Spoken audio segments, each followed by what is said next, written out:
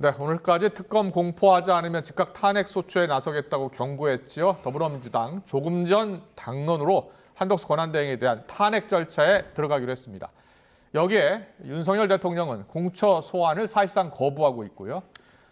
여야 대치정국은 더 혼돈 속으로 빠져들고 있는 것 같습니다. 정치의 겉과속 들여다보는 정치원 시작하겠습니다. 오늘은 김성태 전 국민의힘 원내대표, 우상호 전 민주당 의원과 함께하겠습니다. 어서 오십시오. 예, 안녕하세요. 안녕하세요. 네.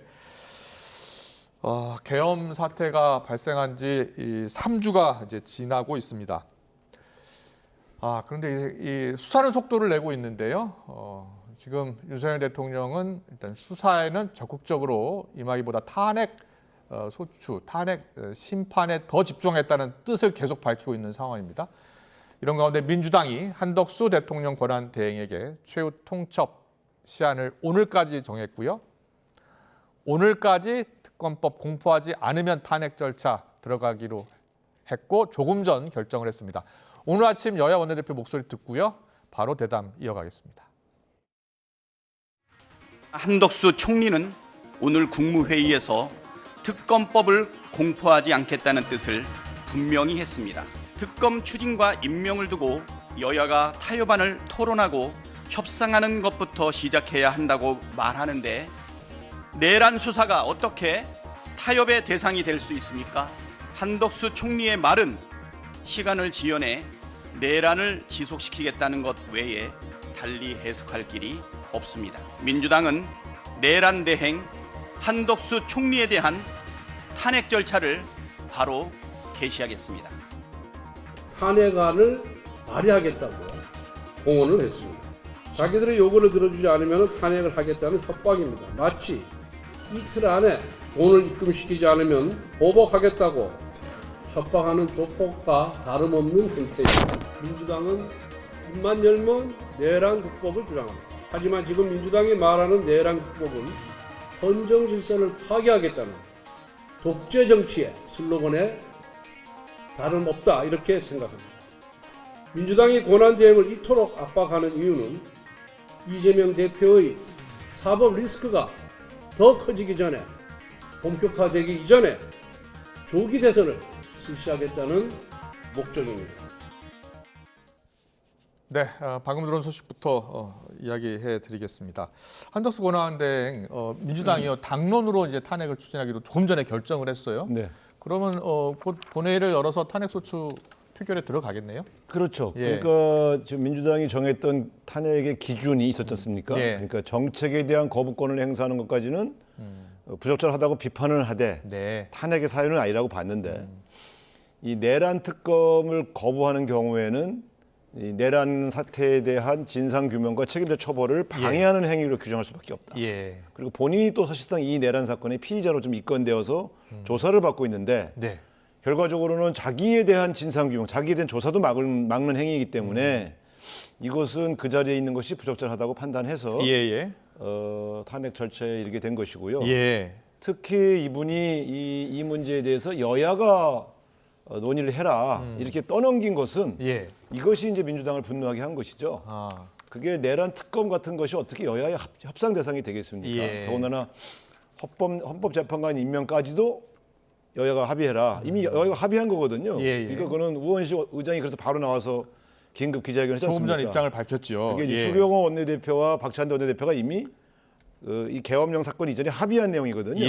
그러니까 이제 합의한 내용을 그냥 진행하면 될 문제인데 다시 재차 여야 합의를 하라고 한덕수 대행이 넘긴 것은 부적절하다는 것이 민주당의 판단이고 네.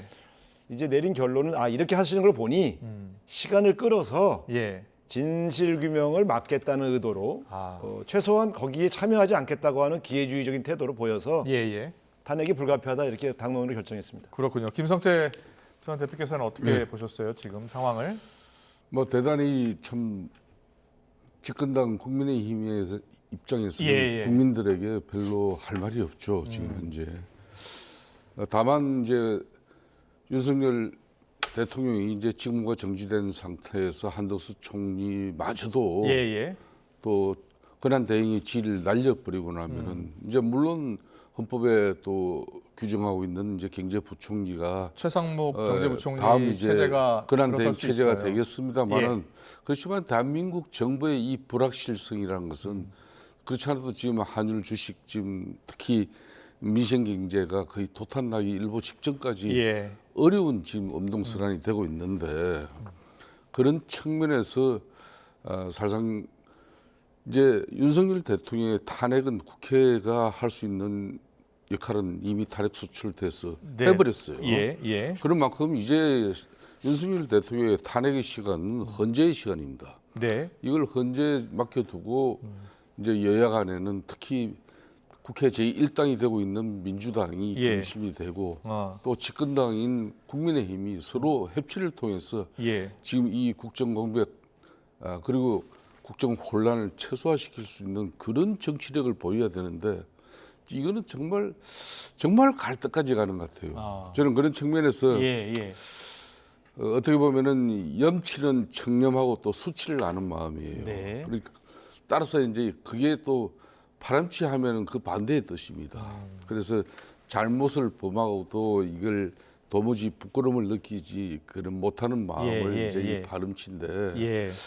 뭐 그런 측면에서 과연 국민께서 이렇게 이제 이 국정 이 난맥상이나 또 예. 전국 혼란을 갖다 수습해 나가는 그런 측면에서 집권당 국민의힘이 책임 있는 모습이고 도리인지 이런 부분에 대해서는 상당히 한 참 총리가, 안타까운 한 총리가 부분이죠. 어떤 선택을 했어야 된다고 생각하세요? 저는 한 총리 입장에서는 예. 그런 겁니다. 그러니까 정책 입법에 대해서는 네, 네. 그도 민주당 단독으로 처리한 그 법안들을 예. 이걸 정부에서 그대로 수용해달라 이거는 맞지 않아요. 누가 봐도 좀 전에 예.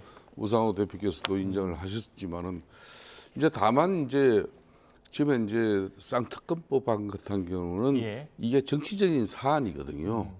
아무리 내란 피의자로 지금 뭐 민주당은 단정을 짓고 있지만은 예. 그걸 수사를 한덕수 총리까지는 해봐야 아는 것이고 예, 예. 그렇지만은 이제 이재명 대표 입장에서도 한덕수 근한대행에서 국정 공백이나 국정 안정을 위해서 자기네들이 탄핵을 하지 않겠다 처리를 네. 했잖아요. 예, 그런데 예. 그걸 불과 일주일도 채 되지 않아 가지고 이런 식으로 가버리면은 예. 국가 신인들은 어디서 찾을 수가 있겠습니까? 그런 측면에서 저는 좀 여야 간의 정치 간에도 이 쌍특검에서도 예. 내란 특검과 김건희 여사 특검이 두 가지가 네, 있잖아요. 이건 좀 하나를 좀 절충을 할 수는 있어요. 어차피 지금 내란 특검은 정치적 압박인데 효율적으로 시간적으로 보면요. 공수처나 검찰, 경찰, 국수본에서 하는 이 수사가 훨씬 빠르게 가고 있다. 네, 네. 특검법이라는 건 법안을 성안하는 겁니다. 예. 여야 법안을 만들고 또 뭐 수사 검사는 네. 몇 명하고 수사관은 몇 명하고 수사 기간은 언제까지 하며 범인은 어디까지 이게 참 그렇죠. 예. 어려운 일이에요. 또 그러다 보면 언제 또 특검 사무실 또 만들어 가지고 네. 언제 가냐 이거예요. 그러니까 이거는 여야 정치적으로 예. 성역이 없는 검찰이든 경찰이든 이 내란죄에 대한 수사 촉구하면 되는 거고 네, 네. 한 가지 가지고 정치적 타입을 해내면 이런 파국은 막아야죠. 예. 그렇다면 민주당이 한덕수 권한대행 탄핵 추진하는 것에 대해서는 어떤 생각이세요? 나는 이거는 좀 맞지 않아요. 예. 지금이라도 민주당 입장에서 뭐 압박 정도로 이렇게 문제가 풀어지면은 뭐하지만은 예. 한덕수 총리 권한대행 입장에서 가진 게 없잖아요.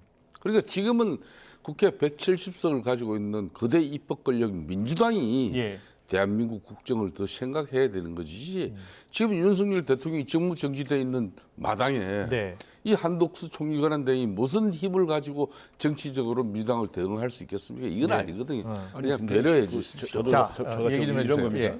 지금 이런 거예요. 헌법재판관 임명을 지연시키거나 여야가 다시 상의했으면 좋겠다라고 넘기는 건 예. 다시 말씀드리면 헌법재판관이 지금 헌법재판소가 6명인데 네. 그 6명으로 심의하도록 방조하는 것이죠. 예. 그거는 뭐냐면 그 중에 한 명이라도 반대 의견을 얘기하면 기각될 수 있다고 하는 예. 그런 판단을 깔고 있다고 보는 거예요. 네, 네. 그러니까 국회 추천 몫을 권한대행이 임명하는 것은 예. 그건 당연한 것이다라고 이미 예. 이것을 유권 해석할 수 있는 유일한 기관이 헌법재판소입니다. 네. 헌법재판소 사무처장이 이거는 임명할 수 있다라고 이미 유권 해석을 해줬어요. 예. 그러면 해야 되는 거예요. 우리나라 예를 들면 이런 거예요. 여당 야당은 견해가 달라 싸울 수 있어요. 예. 이 문제에 대한 헌법적 해석은 헌법재판소가 하는 겁니다. 네. 헌법재판소가 유권 해석을 해줬으면 권한 대행이 그건 자기 권한 박해요. 유권 해석 받아서 그냥 임명하면 되는데 예. 이걸 지연시키려고 여야 의정 협의체에다 넘겼잖아요. 예. 아, 탄핵을 막으려고 하는구나. 이렇게 보는 겁니다. 예. 이거는 용서하기가 좀 어렵죠. 두 번째, 내란 특검 좀 보십시오. 박근혜 대통령 시절의 그 게이트 때는 네. 박근혜 대통령이 탄핵되기 이전에 현역 대통령이 시절에 특검을 했어요. 예. 시작을. 그렇죠. 그 지금 국민의힘은요. 예. 그때보다 훨씬 후퇴한 거예요. 현직 대통령이 살아 계시고 권좌에 있는데도 특검을 시작했단 말이에요. 예. 그리고 특검 임명을 박근혜 대통령이 임명했어요. 자기 과정수 수사 특검을 했죠. 그렇죠. 자기 예. 수사할 특검을 지금은 완전히 무정부 상태로 가는 거 아닙니까? 예. 아무것도 못하게 결정 예. 못하게 하는 거 아니에요. 그래서 예. 제가 볼 때 아니 이렇게 계엄같이 어마어마한 일이 생겼는데 한독수 대행과 국민의힘이 진상규명도 막아, 예. 책임자 처벌도 막아, 탄핵 절차도 헌법재판관 임명을 미루어서 헌법재판소에서 제대로 재판이 안 진행되게 해. 이건 용서하기 어렵습니다. 예. 저는 이것은 일반적인 뭐 국정 안정의 문제를 넘어선 문제라고. 자, 그렇다면 결국은 한덕수 권한대행 이르면 28일 날 이제 표결에 들어갈 거 아니에요? 그러니까 전 지금이라도 예. 한덕수 권한대행이 입장을 바꿔서 예. 이 문제를 받아들이겠다라고 얘기를 해주셔야 예. 이런 불행한 일이 그런 압박도 되는 거군요. 진행되지 않을 수 있다고 보고. 예. 근데 저는 그 한덕수 대행이 좀 상당히 감정적으로 대응하고 있다고 봐요. 예. 예, 지금 감정적으로 대응하시면 저분 욱하면 좀 약간 엇나갈 때가 있거든요. 그래요? 근데 예, 지금 예. 제가 볼 땐 물론 저는 저 박찬대 원내대표가 24일로 나를 시간을 지정해서 압박한 게 잘했냐 예. 하는 문제에 대해서는 공포할지 또 제2요건을 행사할지는 31일, 1일까지 결정하는 1일까지. 거였죠. 아니 예. 그러니까 24일까지 저 입장을 밝혀라라고 압박한 것이 잘했는지에 대한 평가는 나중에 따로 해볼 수가 있겠지만 예. 그렇다고 또 화를 내고 버럭해서 오늘 바로 예를 들면 거부하겠다 국무회의에서 국무회에 상정하지 않았죠. 상정하지 예. 않는 게 거부죠 사실. 예. 그러니까 예를 들면 저는 그런 측면에서 본다면 아니면 이건 1월 1일 언제 상정하겠다고 얘기를 해주든가 그럼 네, 그렇지 네. 않습니까? 더 의견을 수렴해서 다음 국무회의에 상정하겠다고 했으면 예. 민주당이 참았을 겁니다. 기다렸을 텐데 뭐라고 얘기했냐면 여야정 협의체로 넘겼잖아요. 맞습니다. 그러면 그건 예. 안 하겠다는 소리죠.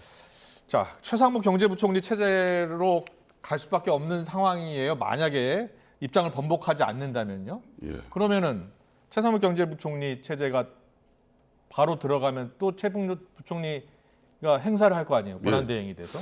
자, 그래서 이게 예. 이제 탄핵 심판 네. 헌재의 시간으로 얼마나 정치가 슬기롭고 지혜롭게 예. 이 대한민국의 위기 상황을 대처하는가 이게 전 세계가 지켜보고 있는 거예요. 그런 측면에서 저는 민주당 이재명 대표나 또 절대 의석을 가지고 있는 예. 민주당 측면에서 너무 마음이 조급해요. 다급하고. 예. 지금 이미 윤석열 대통령은 피할 수 없는 내란 혐의를 가지고 예. 이미 수사기관으로부터 수사를 받고 있어요. 네. 지금 총리 권한 대행하는 분도 한덕수 총리 권한 대행도 국회에서 답변해 예. 윤석열 대통령 12.3 비상계엄 선포는 잘못된 것이라고 인정하고 전 국민의원들과 함께 국민들께 사죄했잖아요. 예. 그런 마당이면 너무 조급하게 하지 말고 예. 지금은 오로지 이 혼란 전국을 갖다 안정시킬 수 있는 그런 제1야당 알겠습니다. 절대 의석을 가지고 과연 이런 행위를 하는 게 지금 바람직한지 그걸 봐야 되는 거죠. 예. 우상호 전 대표가 지금이라도 한덕수 대행이 그 특검 수용 의지를 밝힌다면은 또 탄핵 그러니까 이런 겁니다. 추진이 중단될 수 있다. 이렇게 그러니까 이야기하고 결론은 있어요. 민주당의 목적은요. 이 내란 특검법은 실효성이 훨씬 떨어지는 걸 알아요. 근데 본질은 이제 말한 헌재 재판관 국회 목 3명 출석 모습을 예. 한덕수 대통령 권한 대행 예. 이분이 이걸 이제 공포하라는 이야기예요. 예. 수용하고 예. 뭐 그렇게 이런 부분은 이제 사실상 원내 사령탑들 간에 협상을 붙여가지고 네.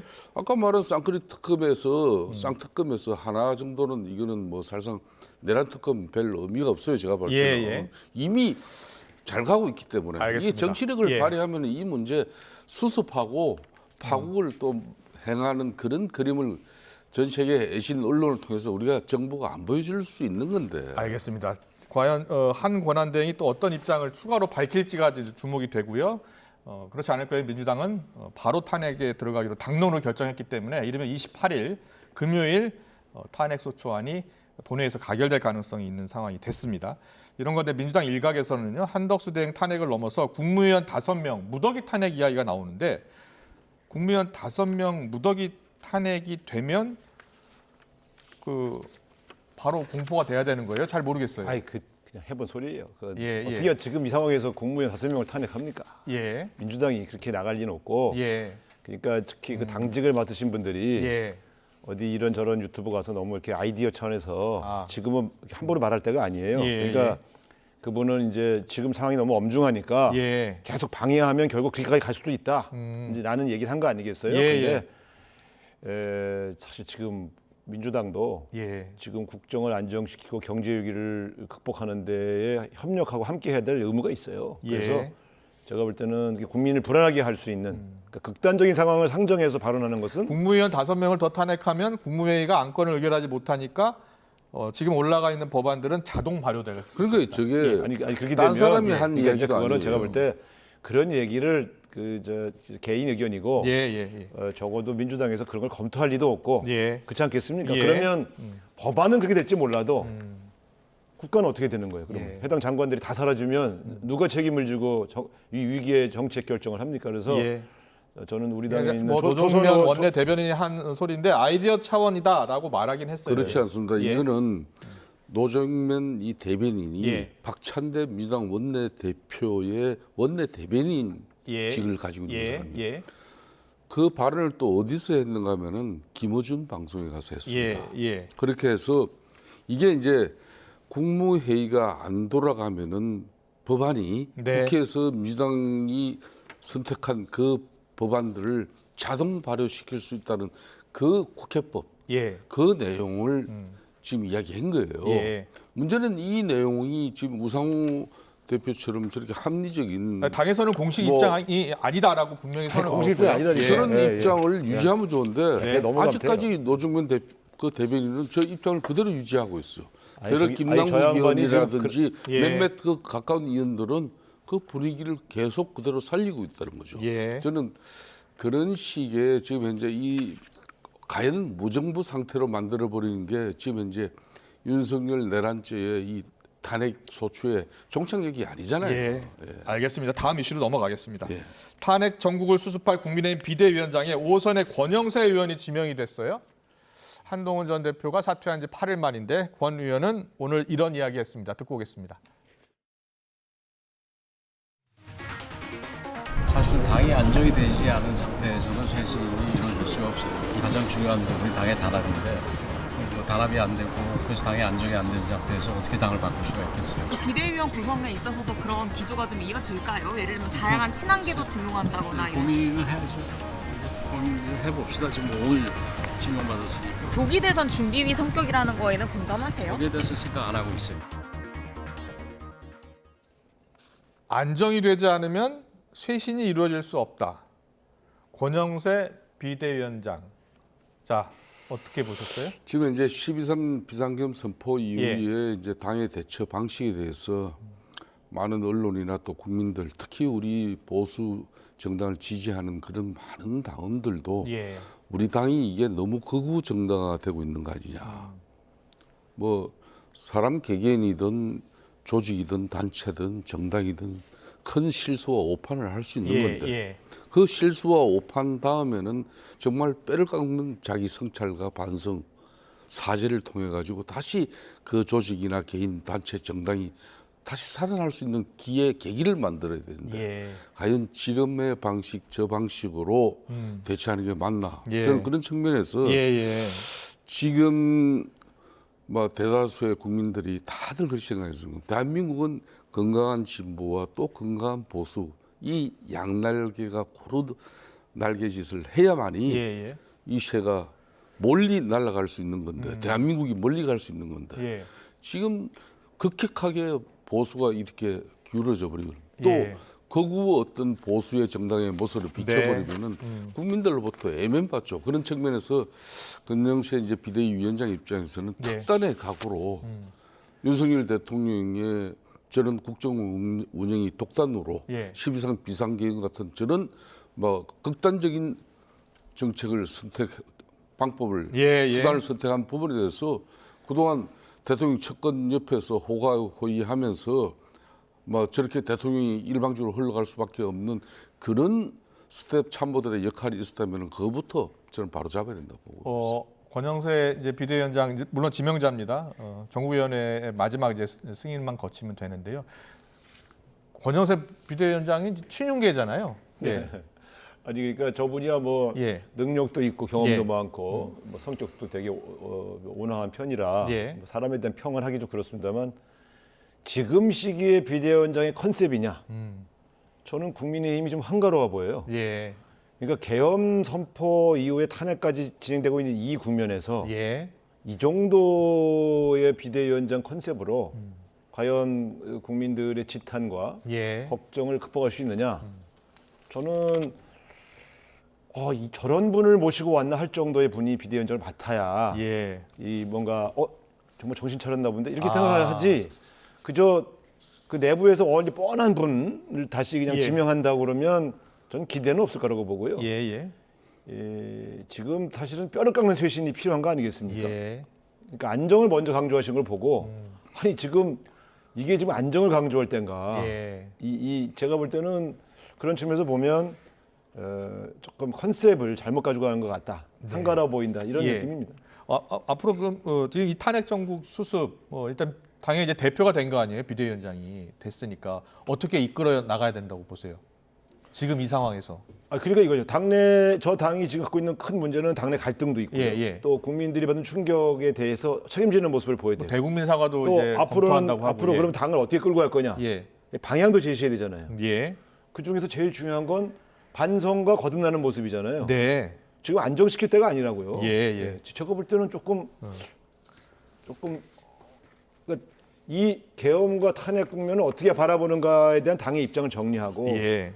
저는 대국민 사과는 이미 진작에 했어야 된다고 생각해요. 네. 근데 지금 3주가 지나도록 사과는커녕 오히려 탄핵을 막는 뻗대는 모습을 보이고 있는 것이 더 문제인데 예.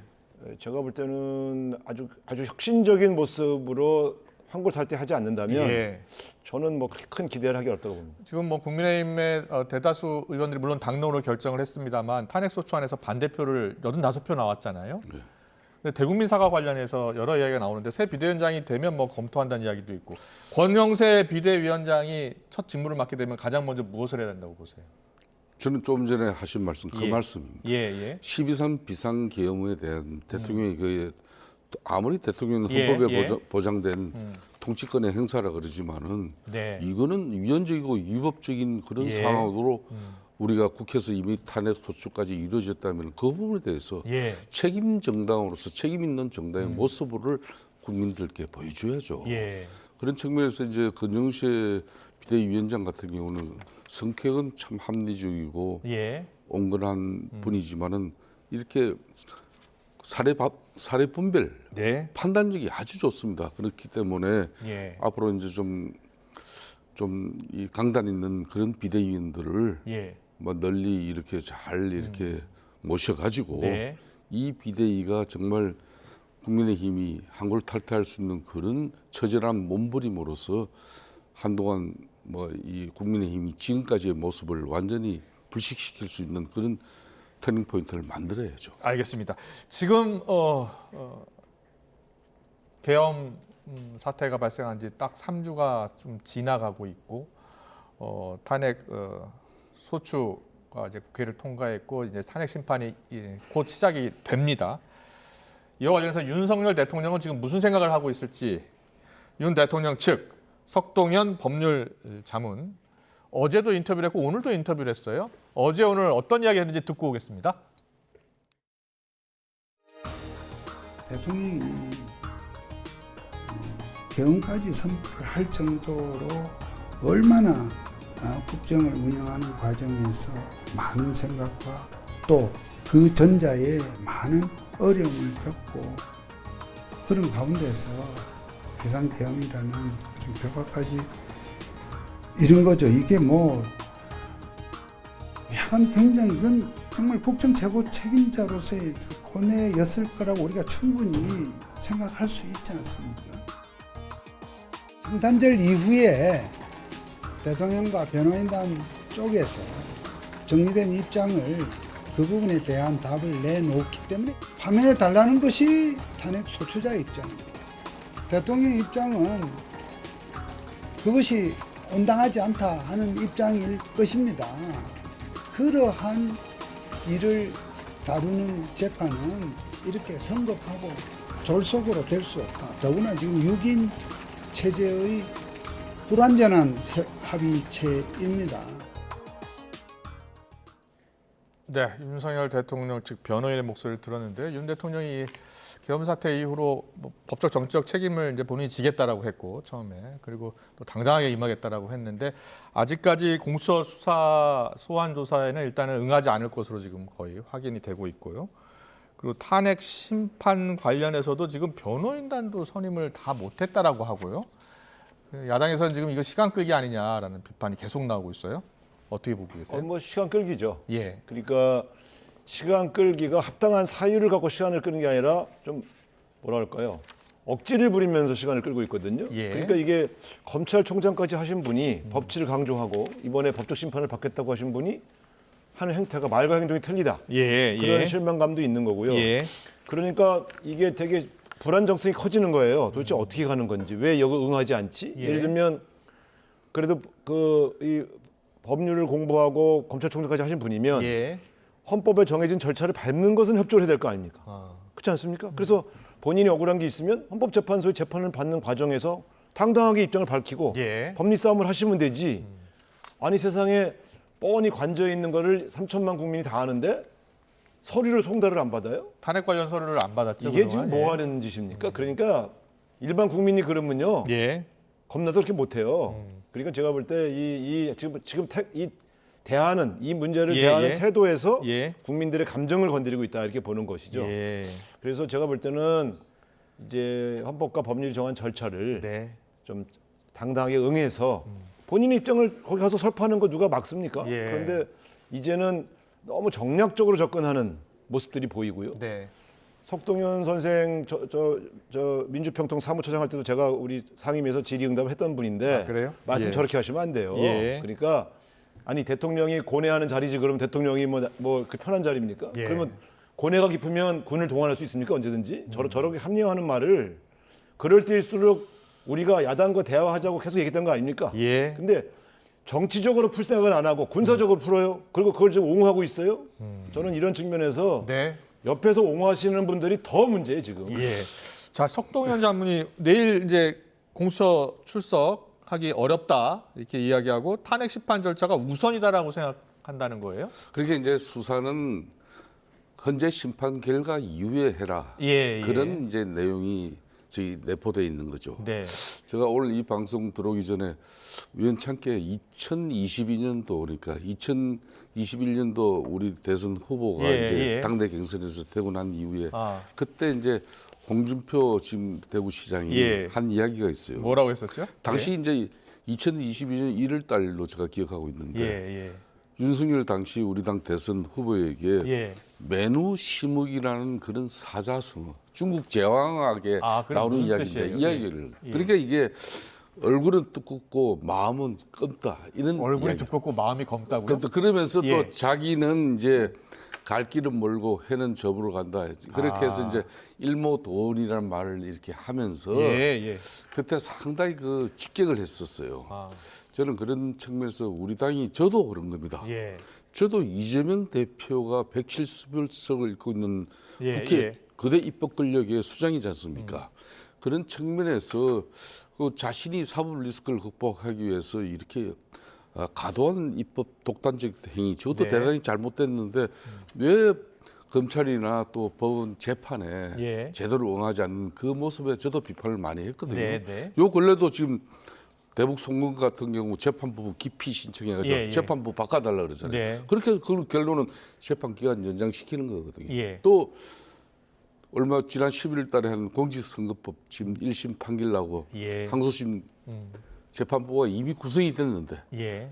자기 변호인단도 선임을 안 하잖아요. 그래서 국선 변호사까지 그냥 선임하는 상황이 나오고 이게 얼마나 볼상사납습니까? 그렇듯이 이 부분에 대해서는 윤석열 대통령께서도 숙동현 변호사를 통해 가지고 자기 입장이 이제 전달되어지는데 어떻게 해야 된다고 보세요? 어떻게 해야 된다고 볼 때는 보세요? 국민들이 볼 때는 윤석열 대통령이 대통령으로서 12.3 비상 경험의 당인성이나 정당성을 본인이 헌재에서 그런 강하게 주장하면 돼요.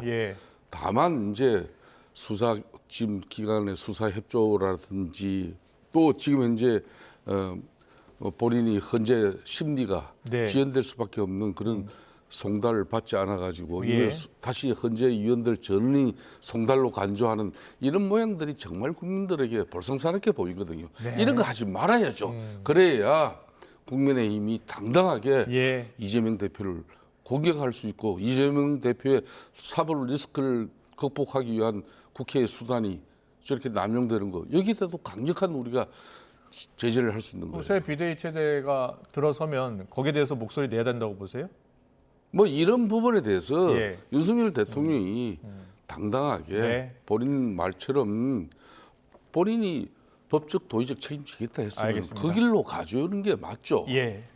그걸 우리 집권당이 그런 책임을 이 역할은 누가 해야 돼? 대통령이 지금 석동현 변호사 통해서 저런 모습 보이더라도 흔히 말하는 그 척한 그 헷갈리는 그런 친구들이 안 가고 뭐 어디든 자유롭게 들락거리면서 언제든지 대통령을 만날 수 있었던 그 사람들이 친윤계 의원들 중에 대통령이 대통령 지금 언제든지 만날 수 이렇게 있는 처신하면 맞지 사람들, 않습니다. 예?